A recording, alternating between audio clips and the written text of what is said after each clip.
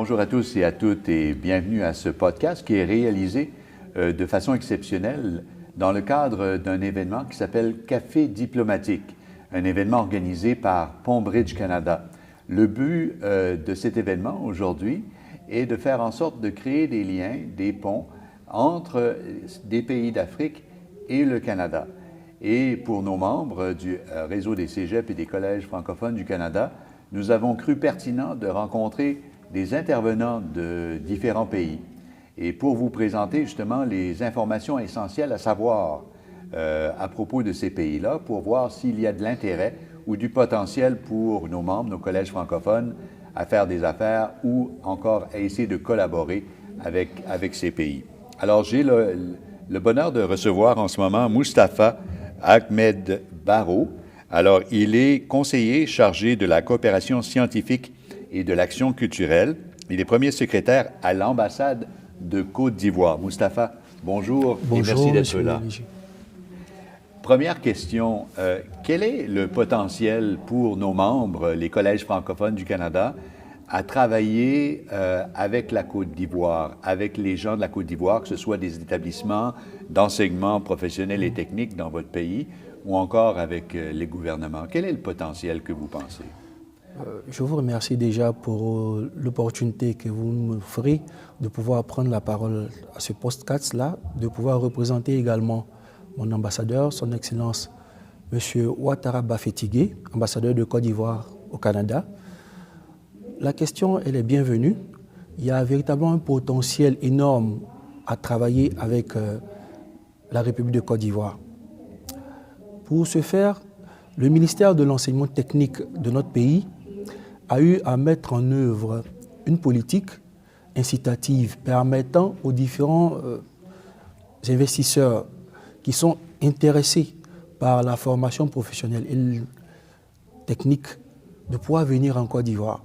Donc, c'est une aubaine que nous allons saisir au bon et durant les échanges, nous allons pouvoir ébaucher les différentes actions qui peuvent être mises en œuvre pour vous permettre de pouvoir investir en Côte d'Ivoire.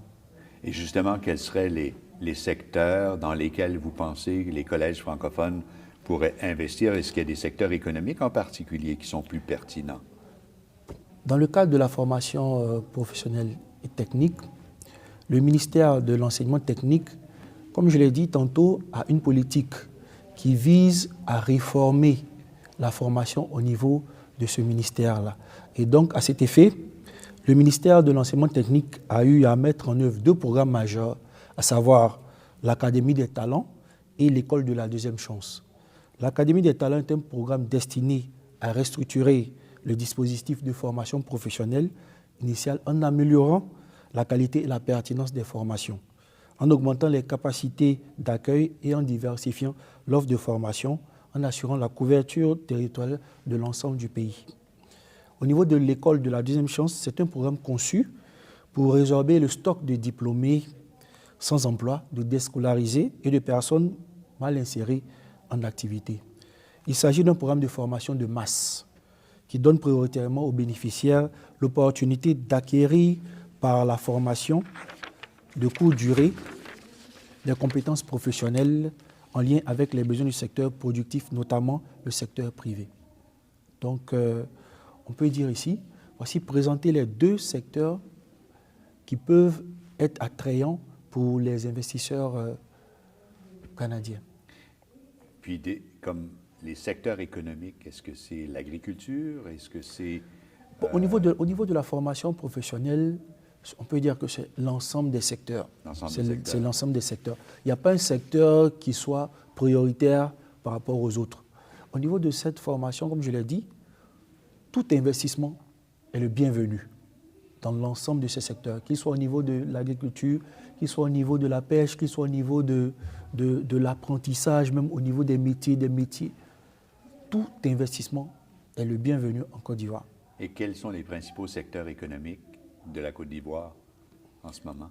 Les principaux secteurs économiques de la Côte d'Ivoire, bien entendu, il y a le secteur agricole. Oui. Il y a le secteur, comment je pourrais dire également, à part le secteur agricole, il y a un autre secteur au niveau de la formation professionnelle et technique. Je voudrais spécialement me baser sur la formation professionnelle technique, parce qu'au niveau de cette formation-là, il y a plusieurs pans qui peuvent être mis en œuvre, qui peuvent être mis en exergue pour permettre les investissements. On ne doit pas forcément se focaliser exclusivement sur l'agriculture. Il y a d'autres formations, d'autres pans qui peuvent être mis en exergue, comme je l'ai dit. Est-ce qu'il y a beaucoup d'étudiants potentiels et est-ce que le gouvernement aide ces étudiants avec les formations, par exemple, qui pourraient provenir du Canada francophone? Le gouvernement ivoirien aide énormément parce qu'au travers du plan national de développement, c'est un plan qui est conçu sur 5 ans, c'est un plan quinquennal 2021-2025. Et dans ce plan-là, un axe majeur est relatif à la formation des jeunes, le capital humain. Donc, l'État de Côte d'Ivoire accorde une importance capitale à la formation de ces jeunes. Donc, il est important de savoir que l'État accompagne, mais l'État ne peut pas tout faire. Raison pour laquelle on sollicite l'apport des investisseurs étrangers pour permettre à l'État de pouvoir atteindre ses objectifs. Et au travers de ces actions-là, il y a notamment les investissements dans la construction de lycées techniques et professionnels, dans la modification, dans la réforme des curricula de formation. Parce qu'on sait bien que le Canada a une certaine expérience dans ce domaine-là. Donc, il serait bien pour la Côte d'Ivoire de pouvoir bénéficier de l'expertise du Canada en la matière. Et dites-moi, si on était pour mettre en œuvre des actions concrètes pour faire des affaires en Côte d'Ivoire, qu'est-ce que vous nous suggérez de faire? Bon, pour ce pan-là, le ministère de l'Enseignement technique a différents projets qui sont mis en œuvre. Mais je vais me focaliser sur les projets qui nécessitent présentement, qui ont besoin de financement. Et je pense que ces projets-là peuvent être des projets attrayants pour le Canada. Donc je vais vous citer pêle-mêle ces projets-là. Comme on le dit, les projets à la recherche de financement. Il y a la construction de 12 lycées techniques et professionnels dans 12 districts pour un financement global estimé à 267 milliards de francs, avec une capacité d'accueil de 2000 apprenants et un internat de 1500 lits. On a aussi la construction de 14 lycées professionnels dans 14 régions pour un financement global de 250 milliards par établissement, avec une capacité d'accueil de 1500 apprenants et un internat de 1000 lits. Ensuite, on a aussi un financement pour la construction de 52 collèges de formation professionnelle et technique, CFPT, dans 52 départements, pour un financement global de 517 milliards, avec pour une capacité d'accueil de 1000 apprenants et 600 lits. Ce sont des projets qui peuvent être mis en œuvre avec la coopération avec le Canada. Parce que ce sont des projets, déjà, ce sont des projets qui sont viables, déjà, qui ont été mûris par le ministère de l'Enseignement technique et de la formation professionnelle après une étude de leur environnement. OK. Et dites-moi, est-ce que le gouvernement ivoirien va y mettre du financement également de sa part? Oui, le gouvernement ivoirien va y mettre du financement. Raison pour laquelle le gouvernement ivoirien également sollicite l'apport des investisseurs étrangers, notamment ceux du Canada. Parce que, comme je l'ai dit tantôt, le Canada a une expertise à faire valoir. Et donc, la Côte d'Ivoire aimerait bien profiter de cette expertise-là pour pouvoir également développer le secteur de la formation technique et professionnelle. Parce qu'en Côte d'Ivoire, il y a un véritable déphasage entre l'enseignement général et l'enseignement technique et professionnel.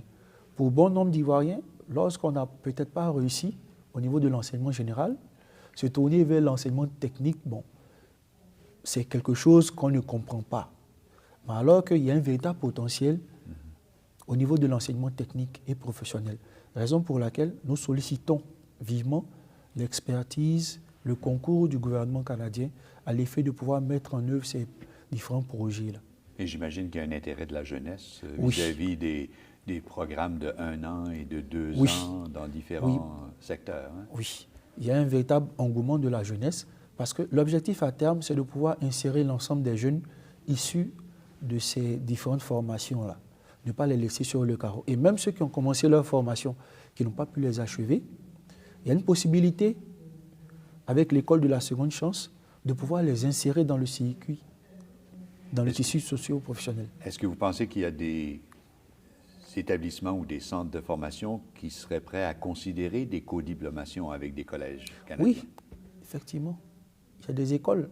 Parfois, c'est peut-être une formule qui est intéressante parce qu'il y a déjà une infrastructure locale sur le terrain. Et puis, la contribution du Canada ou d'un collège francophone, c'est d'arriver avec une formation et d'appuyer le collège qui est déjà sur place à offrir une formation qui est peut-être à un autre niveau ou encore même avoir la co-diplomation, comme on dit. Mais pour pouvoir atteindre cet objectif-là, il faut qu'il y ait véritablement, comme je l'ai dit, une réforme des curricula. Il faut que la formation donnée en Côte d'Ivoire soit également la même, soit similaire à celle donnée au Canada, pour qu'il y ait une certaine mais il faut qu'il y ait une préparation. Voilà. Il faut qu'il y ait une certaine préparation de l'étudiant à pouvoir aller dans un programme comme celui-là. Voilà. Donc, c'est l'objectif que nous visons. Et je pense que le ministère de l'Enseignement technique est à pied d'œuvre pour mener des actions dans ce sens-là. Et comme vous l'avez dit dans votre propos auditif, l'essentiel, l'objectif, c'est de faire de telle sorte que les étudiants soient formés en Côte d'Ivoire sur la base de la formation dispensée dans des collèges canadiens. Donc si on arrive déjà à concilier les deux et avoir une formation identique en Côte d'Ivoire, c'est sûr que les étudiants bénéficieront, comme vous l'avez dit, de la co-diplomation parce qu'ils n'auront plus besoin de quitter la Côte d'Ivoire, venir au Canada. Ils pourront rester sur place, bénéficier de la même formation que celle dispensée au Canada et avoir des diplômes qui soient reconnus tant en Côte d'Ivoire qu'au Canada. Donc, nous avons un intérêt mutuel. Oui. Quelles seraient les prochaines étapes, selon vous, pour mettre en œuvre une collaboration beaucoup plus concrète? Les prochaines étapes, là, pour ma part, la première étape, c'est qu'il y ait peut-être une visite déjà du ministre de l'Enseignement technique de la formation professionnelle au Canada pour s'enquérir véritablement des formations qui sont dispensées. Et à la suite de cette visite-là, je pense qu'il peut y avoir des réunions d'experts des différents ministères à l'effet de produire un document collégial qui puisse déjà donner les directives par rapport à la coopération que le ministère de l'Enseignement technique de la formation professionnelle voudrait avoir avec le Canada. Donc, évaluer les défis, les enjeux, et ensuite les voir perspectives les pistes aussi, de solutions. les pistes de solutions. Parce que la Côte d'Ivoire a intérêt à s'abreuver à l'expérience du Canada. Parce que le Canada, comme je l'ai dit, est un pays qui donne un type de formation qui est véritablement recherché. Et donc, nous, au niveau de la Côte d'Ivoire, on est bien obligé de pouvoir venir au niveau du Canada, voir un peu ce qui se fait, apprendre, corriger ce qui n'est peut-être pas bon et permettre aux étudiants d'avoir des formations de qualité. Ou l'inverse aussi, qu'une délégation de collèges canadiens visite la Côte d'Ivoire pour pouvoir justement parler avec les intervenants locaux. Toucher du doigt les réalités et puis au sortir de cette visite-là, avoir des échanges concluant avec les différents experts du ministère de l'Enseignement technique à l'effet de voir dans quelle mesure une coopération future pourrait être initiée. Et même à imaginer un cadre de collaboration dans Une lequel entente, on peut dire, voici, on veut travailler dans tel secteur avec tel type de possibilités ou de partenariats plus concrets. Et puis on part comme ça avec un cadre, puis on avance. Oui. Ouais, excellent. En tout cas, la Côte d'Ivoire souhaite vraiment que le Canada puisse venir investir au niveau de la formation professionnelle et de l'enseignement technique. Cela est important pour résorber le déficit. Parce que comme je l'ai dit, la formation professionnelle technique en Côte d'Ivoire n'est pas perçue de la même manière que l'enseignement général. Donc, il faut qu'il y ait une prise de conscience, il faut que les moyens soient mis à disposition pour déjà développer ce pan de formation-là, de l'enseignement, et dire aux uns aux autres que la formation professionnelle et l'enseignement technique est du même ressort que l'enseignement général. Donc il n'y a pas de raison que des étudiants pensent que parce qu'ils sont dans l'enseignement général, ils ont une formation de qualité par rapport à ceux qui sont dans l'enseignement technique ou de la formation professionnelle. Il faut que les étudiants, il faut que les jeunes aient la capacité de se dire que si je me dirige vers la formation professionnelle et l'enseignement technique, je serai bien formé. Exact. Et je pourrai m'insérer facilement dans le circuit. Exact. C'était un plaisir de vous parler. Merci beaucoup. Je vous en prie. Merci encore à vous de nous avoir donné l'opportunité de présenter un tant soit peu la politique de l'État de Côte d'Ivoire relativement à l'enseignement technique et la formation professionnelle. Merci. Je vous en prie.